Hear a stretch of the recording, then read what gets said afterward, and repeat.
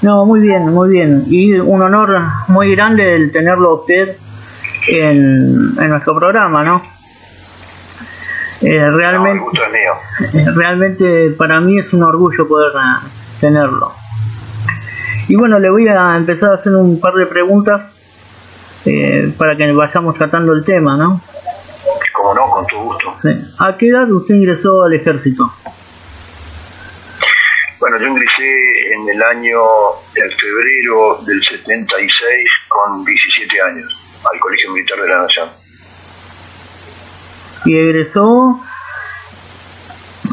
con 20 años? Egresé con 21 años, sí. Sí, sí. Toda una vida. Toda una vida. Sí, claro, bueno, éramos muy jóvenes, vocación muy joven y bueno, en el caso de la vocación militar, que es una vocación muy especial, uno lo abraza muy joven con toda la intención y con toda la vocación de servir a la patria, ¿no? No, por supuesto. ¿Y su primer destino cuál fue? ¿El Regimiento 25? Claro, Sarmiento Chubut. Sí, zona árida.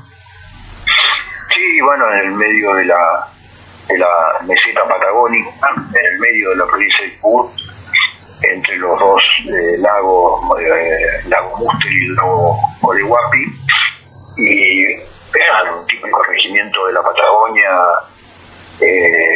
con todas sus características y toda su capacitación y toda su instrucción, así que fue para mí una escuela como oficial del Regimiento 25. Importante.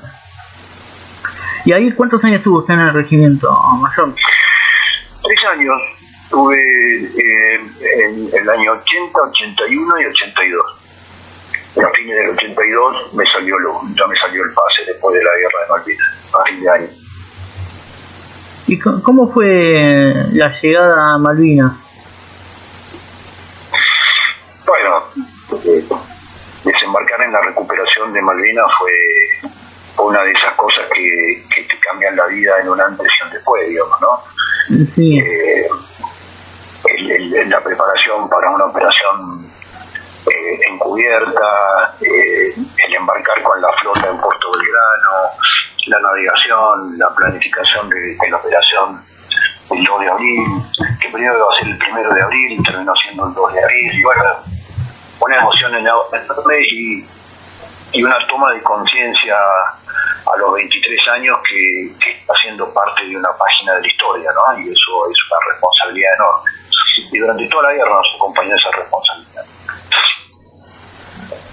Y sí, en la guerra, bueno, ustedes fueron, ¿cómo se puede explicar? Fueron sobresalientes, no, realmente sobresalientes.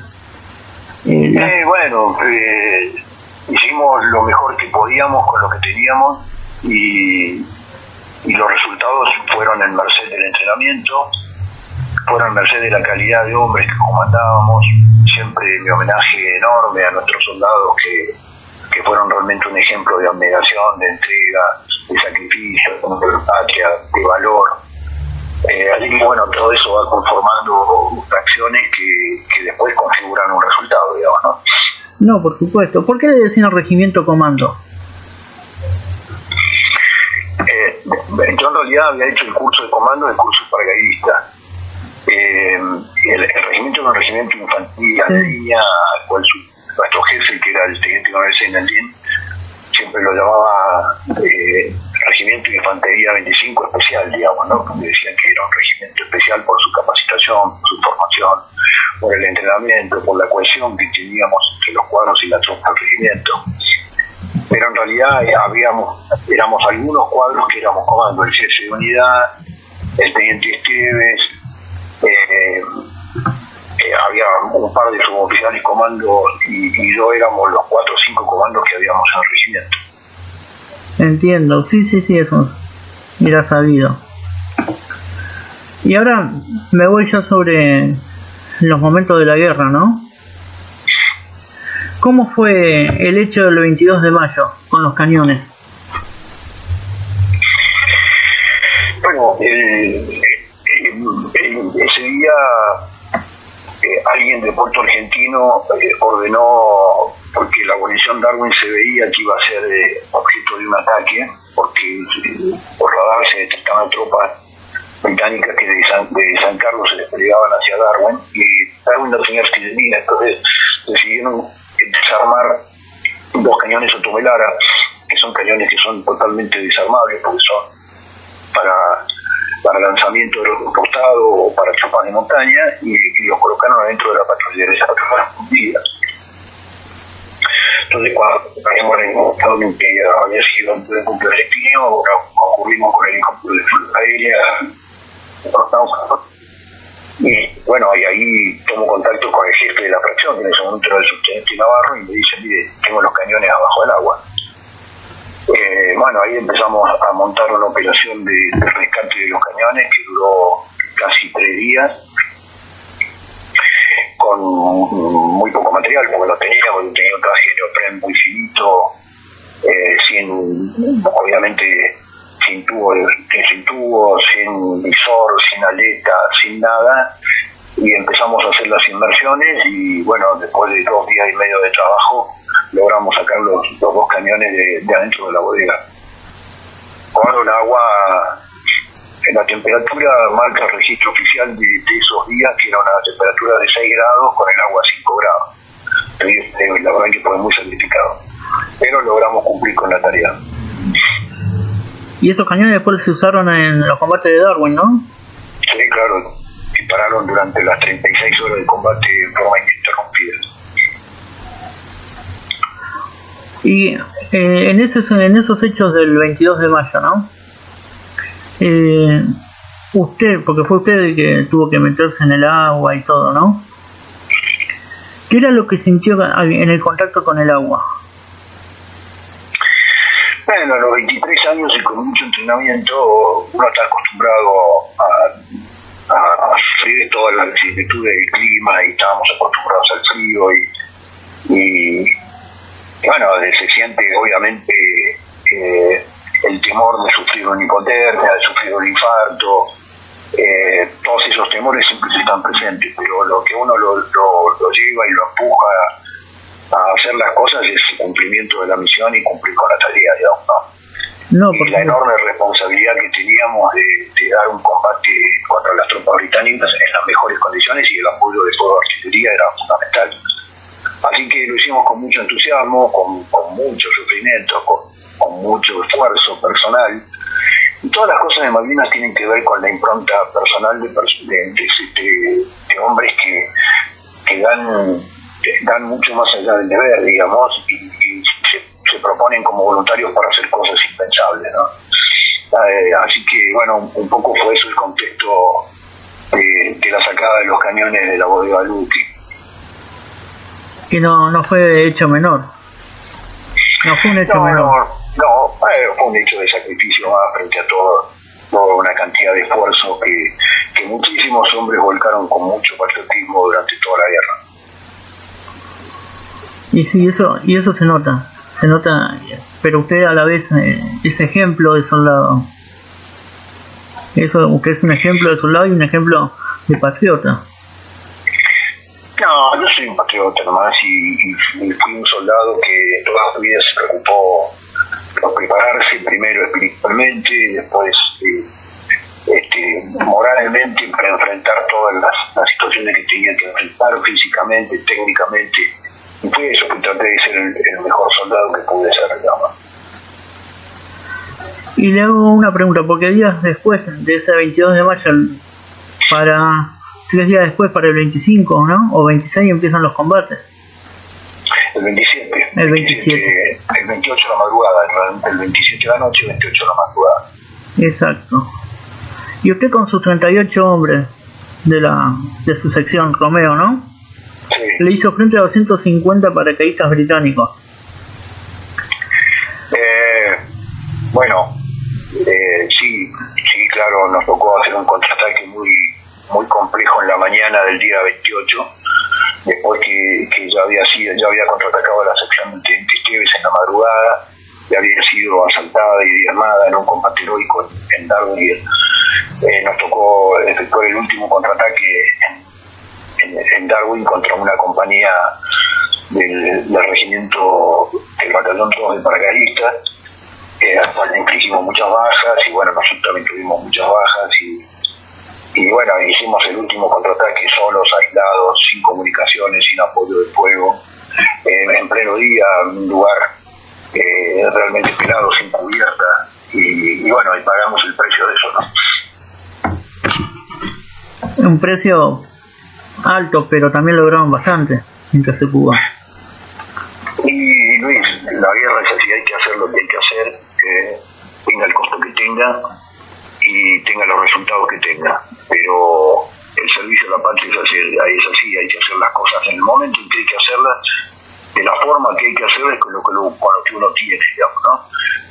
Nosotros ya a esa altura del partido teníamos un deterioro físico muy constante por el frío, la alimentación racionada, éramos todas personas muy jóvenes con mucho estado físico que veíamos deteriorarse día a día nuestra capacidad física, y así todo, yo siempre digo, ¿no?, que en mi fracción yo no tuve ninguna baja administrativa, por el cuidado que tuvo de la tropa mi jefe de grupo y por el nivel de cohesión y el nivel de espíritu de cuerpo que tenía la fracción, ¿no? Todas las bajas que tuve fueron de combate, y bueno, y así se cumplió la misión, y a la noche después nos quedó un cabo herido de la sección, que era el cabo Fernández, Andrés Fernández, que si está escuchando le mando un abrazo enorme, y a la noche volvimos con 2 soldados, con el Vasco Aguirre Bengoa y con José Carovio. Durante 3 horas estuvimos buscándolo y logramos encontrarlo y lo rescatamos vivo. Para salir en esa misión yo pedí 2 voluntarios y aparecieron 4, con soldados que hacía más de 3 días que no comían, con el equipo absolutamente mojado, porque hacía 3 días que llovía torrencialmente, y todavía después de todo lo que pasaron eran voluntarios para cualquier misión que se les pida. Y esos fueron los soldados que yo comandé en Malvinas. Bueno, ese es el ejemplo que usted les dio, el temple del soldado argentino y la clase de hombre que es el argentino, ¿no? Sí, yo creo que también en ellos eran casi todos cordobeses, algunos tributenses, santacruceños, hombres que venían de familias de campo, de trabajo, de conocer la Argentina profunda, que tenían un enorme amor a su tierra, a sus tradiciones, a sus costumbres. Y bueno, y estaba ahí, allá el patriotismo estaba, y realmente la pusieron de manifiesto en la guerra, ¿no? No solamente en combate, sino en todas las tareas que tuvimos que cumplir, muchas de ellas que eran muy sacrificadas, ¿no? ¿Y cómo era la vida antes de entrar en combate en las islas? O sea, la de ustedes, ¿no? No la de los ingenios. Bueno, la nuestra era prepararnos para entrar en combate, actividades de exploración buscando el enemigo durante la noche, mantener el armamento, hacer ejercicio de tiro, muchas veces tener que buscar un refuerzo de ración que era importante, haciendo pesca, cazando pájaros, para darle un poco más de sustento a una olla que era bastante complicada a esa altura de la guerra, ¿no? Entiendo. ¿Y qué era lo que fallaba? ¿La parte logística y la parte alimentaria? No, es que falló, es que la guerra consiste en complicarle la vida a otro, ¿no? Claro. Porque en eso, el arte de la guerra es eso, ¿no? Primero privarlo al enemigo de la logística, después dejarlo sin movilidad, después dejarlo sin comunicaciones y después atacar. Exactamente. Eso es el arte de la guerra, digamos. Y bueno, y mucho más en el caso de una isla donde los abastecimientos, el único cordón umbilical que guardábamos con el continente eran el transporte aéreo a través de los Hércules, que siempre es un transporte que es escaso de volumen y además las consecuencias escasas, y además de eso la distribución en las mismas islas por el hecho de que en los primeros días de combate el enemigo británico puso fuera de combate los helicópteros, se hacía muy complejo, toda la distribución logística se hacía muy complejo, y inclusive en Darwin la distribución de alimentos se hacía muy compleja porque eran espacios muy grandes, las cocinas estaban obviamente muy a retaguardia, con lo cual el proceso de alimentación siempre fue muy complicado. En toda guerra, en la historia de la guerra es así, ¿no? Decía Napoleón, mis ejércitos caminan sobre sus estómagos, ¿no? Es cierto. Era un simbolismo por decir que la logística forma parte fundamental del ejercicio de la guerra. Es muy cierto. Y bueno, porque hay mucha gente que habla sin saber sobre el tema, ¿no? No es que yo sepa, sino que... Y uno siente siempre los desmalvinizadores, ¿no? Cómo Sí, atacan claro. sin saber. Además, Luis, la guerra es uno de los pocos juegos de la actividad humana que es 1-0. El que gana todo y el que pierde todo. El que pierde siempre es el que hizo la cosa mal, después para la historia todo fue malo, ¿no? Bueno, allá hay cosas que tienen una explicación, digamos, ¿no? Y después está el uso político de todo este fenómeno, como vos muy bien lo describís, que se llama desmalinización, que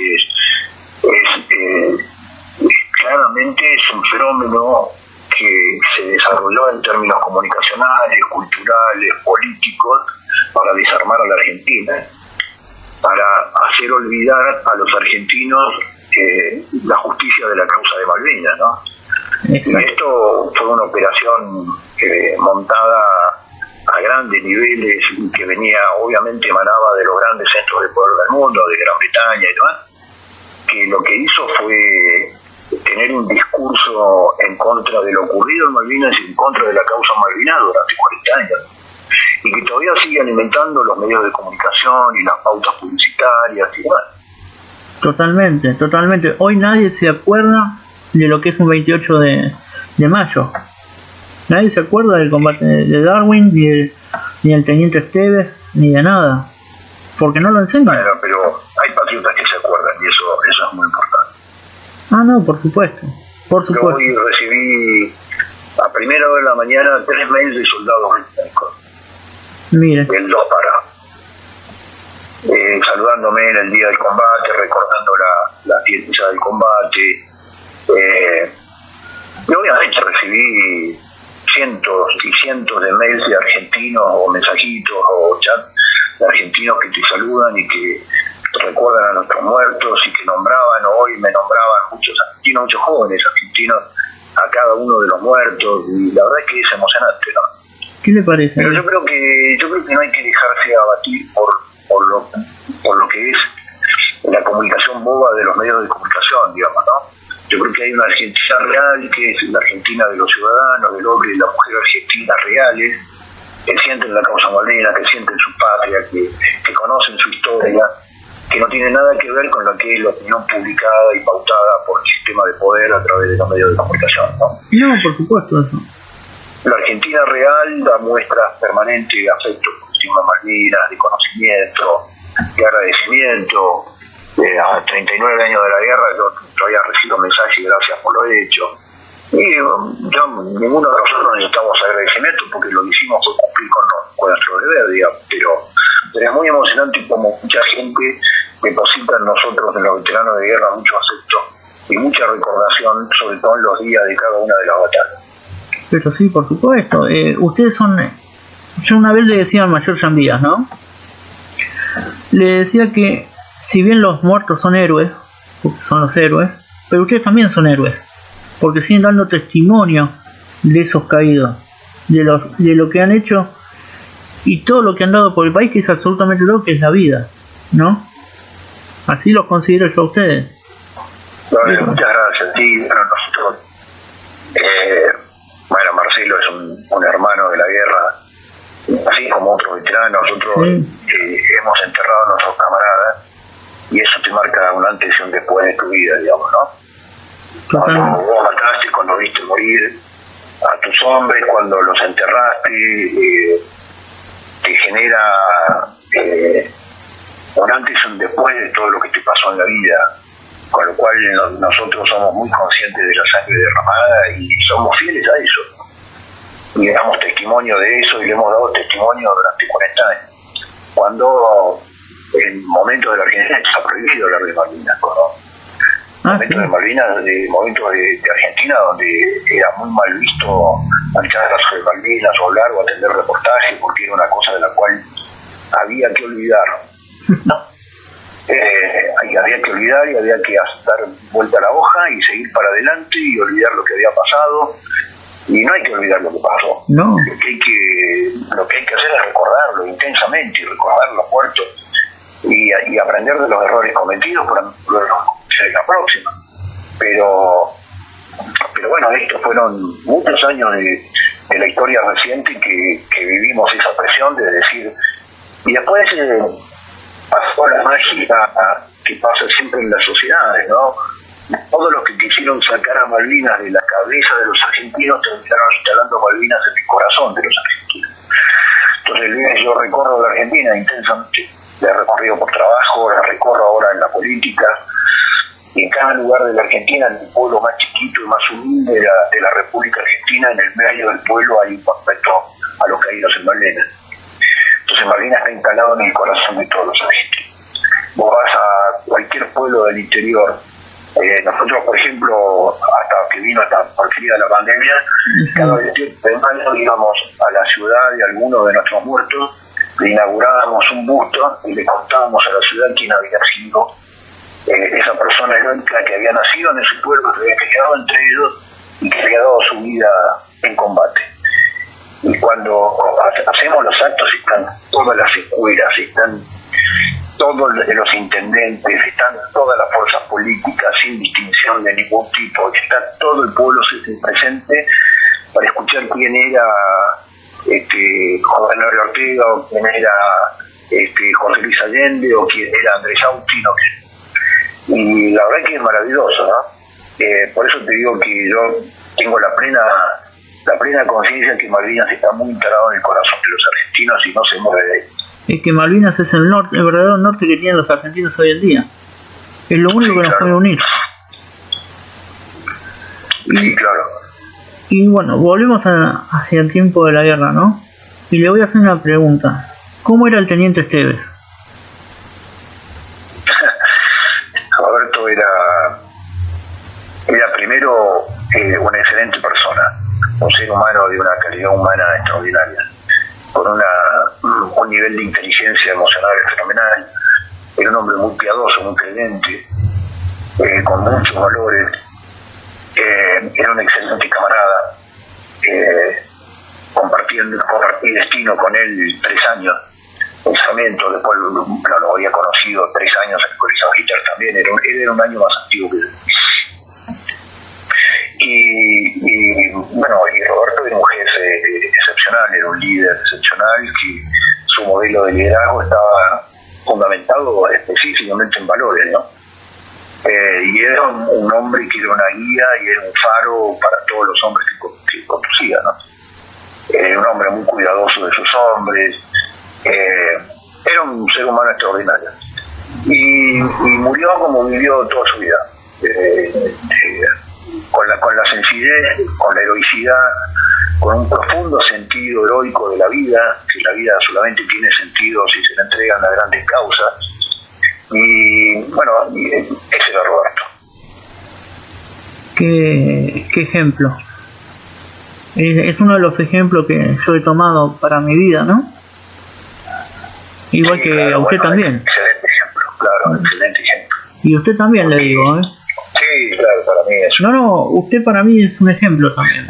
Te lo digo en serio. Bueno, muchas gracias, pero a Roberto se lo llevó Dios. Y a los hombres que se lleva Dios en la guerra, uno tiene yo tengo por lo menos la absoluta convicción que se lo llevó, que estaban listos para irse. El resto nos deja un poco más trabajando y haciendo algunas cosas más que nos falta hacer. Totalmente. Pero Roberto era una persona que estaba lista para ir al lado de Dios. Y ahora debe estar dentro de ese ejército celestial, ¿no? Sí, claro. Y bueno, siguiendo con las preguntas, ¿cómo fue el posguerra para usted? No digo los soldados, la tropa no, sino para usted. ¿Cómo fue la posguerra? Fue muy dura, para todos fue muy dura, especialmente para los soldados conflictos, ¿no? Porque yo seguí después en la institución y bueno, de alguna manera el marco institucional a uno le da un marco de contención, a pesar de este fenómeno que se vivía de la desvalorización y de renegar de las cosas por las cuales se había peleado y por las cuales se había vertido sangre.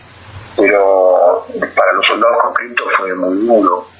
Fue el Estado que los dio de baja días después de la guerra y los abandonó y los dejó solos, ¿no? Hay una ley de 1984 que se sacó con muchísimo esfuerzo y que nunca se reglamentó y que nunca se cumplió, que era convocar a los veteranos de guerra para hacerles una revisación integral, física, médica, social y también psicológica, y nunca se cumplió. Y si esa ley se hubiera cumplido, que salió con muchísimo esfuerzo y mucha presión, que nunca se reglamentó, por eso no se cumplió, sí, le hubiera salvado la vida a muchos soldados en la posguerra. Porque lo más duro del soldado es la vuelta. Y mucho más cuando el Estado, representando la sociedad, abandona a un veterano de guerra y lo deja a la deriva, a su propia suerte, ¿no? Sí, una locura. Y eso fue lo que ocurrió, y además con todo el mensaje desmalvinizador.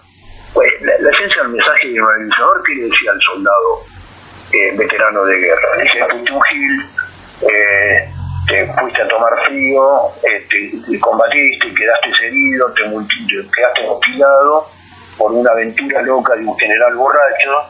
Y eso lo que hace es hacerle a muchos de los soldados perdieron sentido del sacrificio que habían hecho.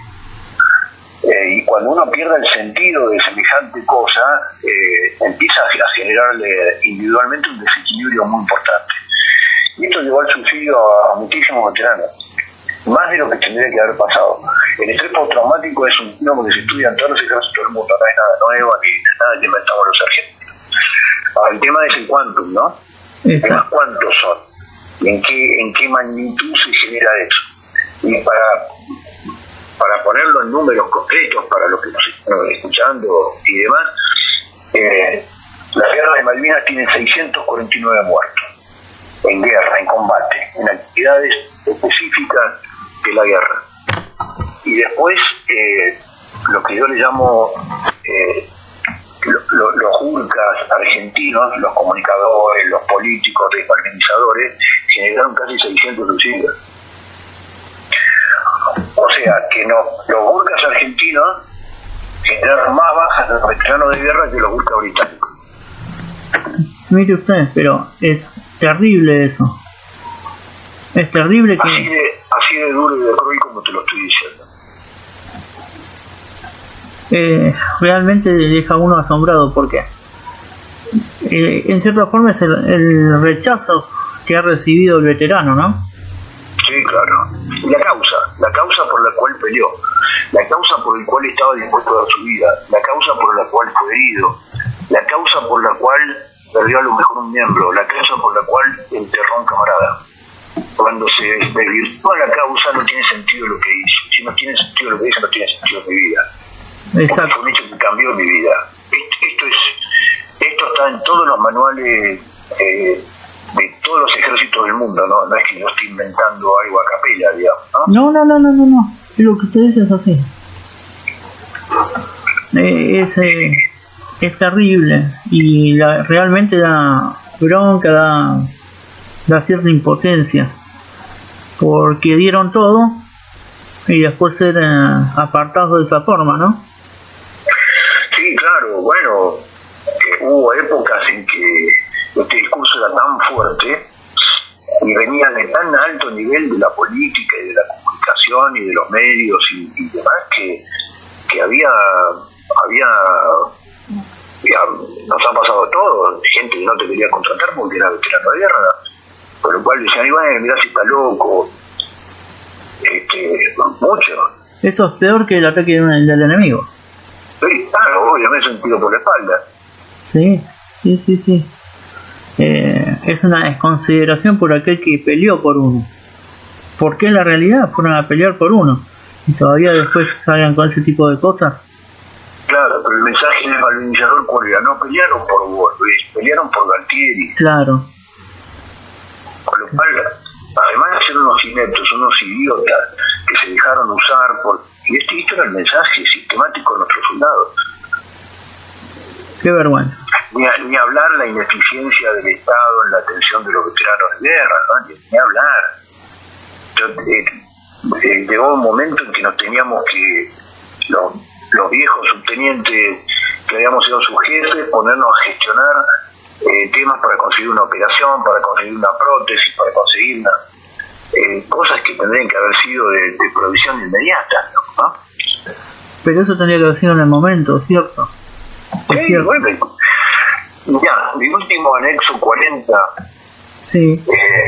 Anexo 40 es aquel que le reconoce una minusvalía veterano de guerra, con el cual le da una pensión preferencial y atención preferencial en determinados rubros médicos, digamos. Sí. El cagazo que tenía Miguel Ángel, murió hace 3 años, Miguelito, había sufrido un disparo en la cabeza.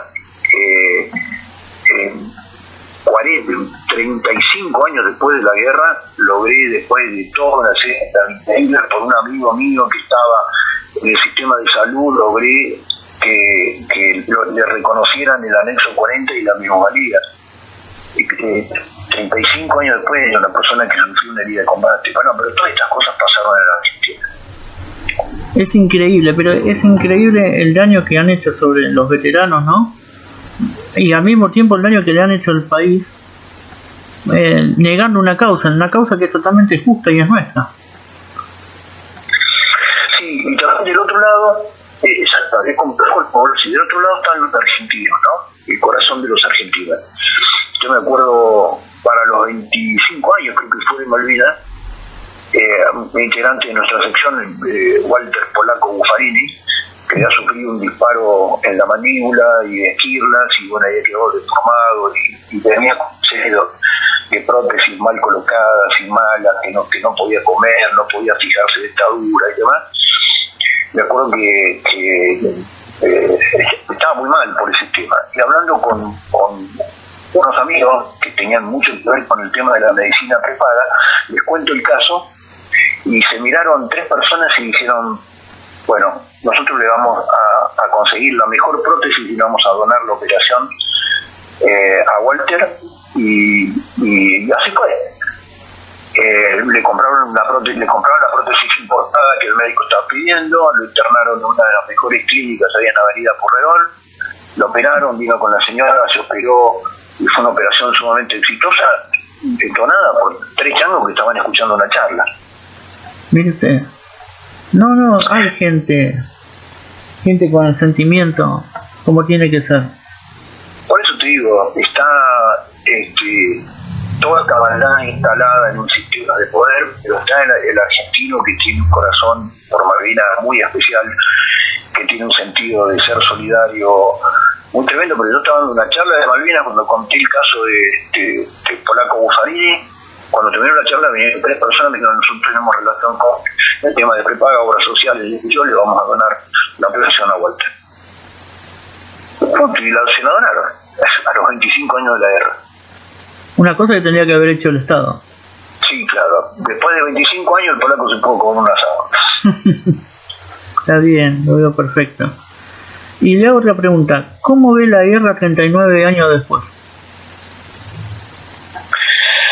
Y bueno, cada vez que pasan los años lo ves más en perspectiva, digamos, y ves que, yo siempre digo, mis veteranos, terminemos de hablar ya de lo que pasó en la guerra y empecemos a contar por qué lo hicimos, cuál fue el propósito de lo que hicimos. Y empezás a ver un episodio bélico que divide la historia del conflicto de Malvinas en 2, digamos, ¿no? No hay 189 años de usurpación británica, hay 150 años, 74 días de posesión argentina y otros 39 años de usurpación. Entonces es como que en la historia del conflicto diplomático entre la Argentina y Gran Bretaña el sacrificio que hicimos, los muertos que dejamos en el campo de combate, los muertos que le generamos al enemigo, van a dividir y ya han dividido la historia de las islas en dos capítulos totalmente distintos. Y eso le va a dar una fuerza enorme a las futuras negociaciones por Malvinas, ¿no? Dios así lo quiera. Sí, claro. Dios así lo quiera. Y bueno, ahora le voy a cambiar de tema, ¿no? No le voy a tocar política. Pero yo estoy con un tema desde la semana pasada, que es la indefensión que estamos sufriendo hoy en día como país, ¿no? Pues somos un país indefenso en cierta forma. No de material humano, sino de material. Carecemos de material moderno, ¿no? ¿Y para usted por qué estamos indefensos? La indefensión argentina es una decisión de la política de los últimos 40 años, porque la clase política argentina está convencida que la Argentina no necesita un sistema de defensa, porque el razonamiento infantil y absurdo que dirimen es que como no tenemos pensado pelearnos con nadie, entonces por eso necesitamos un sistema de defensa. Y es un razonamiento infantil porque es totalmente infantil. Los conflictos no vienen porque uno solamente decide no tenerlo, vienen porque otros deciden tenerlo. Exacto. Y el sistema de defensa es un gran sistema de reaseguro de la continuidad del proyecto de nación que pagan los países en forma sistemática. Es como vos contratás el seguro del auto, vos no contratás un seguro para chocar. Exactamente. Que bueno, yo qué voy a usar el seguro. Vos contratás un seguro por si chocas, digamos. Efectivamente. Entonces el modelo de análisis de riesgo no es lo que vos querés que pase, vos te prevenís de las cosas que te pueden pasar. Entonces que un país que es la séptima extinción territorial del planeta es habitado como en Argentina, o con un modelo de densidad demográfica que es vergonzoso, con todos los recursos naturales por haber distribuidos por el territorio, en un mundo que cada vez clama más por espacio, materias primas y alimentos, tomar la decisión de estar indefenso y de no tener sistema de defensa es un suicidio político que viene cometiendo la clase política desde hace más de 3 décadas. Exacto. Entonces, sí, claro. No, se entiende totalmente. ¿Y para usted cómo tendría que ser una política de defensa nacional? La defensa nacional es una concepción integral, no solamente de las Fuerzas Armadas. Vos preparás un territorio en términos defensivos, la tecnología, hoy en día la temática de la reunión de información, el manejo estatal en el manejo y la gestión de la información de los medios digitales, de la informatización del Estado, de la capacidad de Big Data para obtener información, y vas analizando amenazas. Y hoy en día el modelo de amenazas en el mundo va desde el modelo de la ciberguerra hasta el cibercrimen, del delito organizado como un actor estratégico en el mundo que realmente impone condiciones en determinados territorios, los conflictos étnicos generados desde el exterior. Es decir, hay una múltiple análisis de amenazas que te tienen que definir cómo tiene que estar compuesto tu sistema de defensa. Tu sistema de defensa va desde la capacidad de transportar tropas en ferrocarril o barco, que Argentina decidió no tener, ¿no? Ni ferrocarril ni barcos, hasta el equipamiento y el tipo de entrenamiento que tienen que tener tus fuerzas armadas. Todo eso es un sistema de defensa.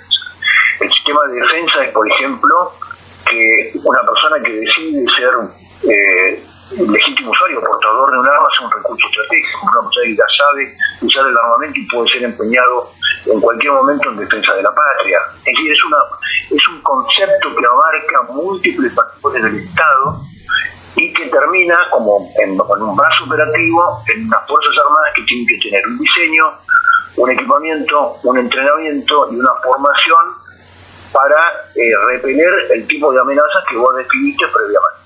Para nada de eso existe. No, hoy directamente es como si no tuviéramos nada. No tenemos nada. Las Fuerzas Armadas sobreviven exclusivamente por el tremendo esfuerzo y la voluntad de sus integrantes diariamente. Totalmente de acuerdo. Totalmente, es un sacrificio que hacen, pero terrible, para que sigamos teniendo fuerzas armadas, ¿no? Y una última pregunta, mayor. ¿Usted compraría armamento a China o a Rusia si fuera presidente? Seguramente me lo estás preguntando por la calidad de equipamiento, por el nivel de subordinación que te genera en términos logísticos, en términos de repuesto. Exacto. Yo diría que hay que salir en las relaciones exteriores hay que salir de los patrones ideológicos, ¿no? Para poder tener relaciones exteriores serias en el mundo, primero la clase política debe definir el interés nacional. ¿Qué es lo que nos interesa? ¿Qué es lo que queremos? ¿Qué nos interesa? ¿Qué es lo que mejor le conviene a la Argentina?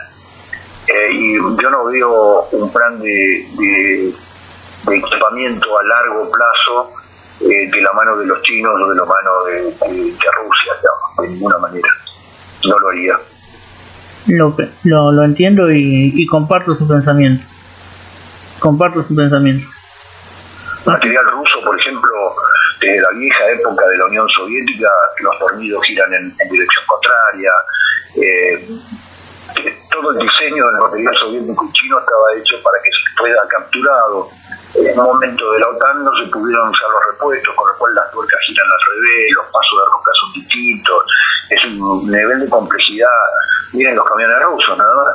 Un nivel de complejidad logística que no tiene nada que ver con el mercado del resto de la maquinaria argentina. Vos tenés que tener un sistema logístico en la guerra que se pueda abastecer de determinadas cosas que tienen que ver con la normalidad de la maquinaria que funciona en tu país, digamos. Claro, en Occidente, en este caso, que somos nosotros, ¿no? Sí, claro. Entonces no puedes comprar elementos que tienen un paso de rosca al revés o tiene un destornillador con distinto grado de giro o distintas cabezas de tuerca. Es un disparate, digamos, tenés que tener hasta las pinzas y las llaves específicas para cada uno de los vehículos. Perdés las llaves, tenés que comprar la China, digamos.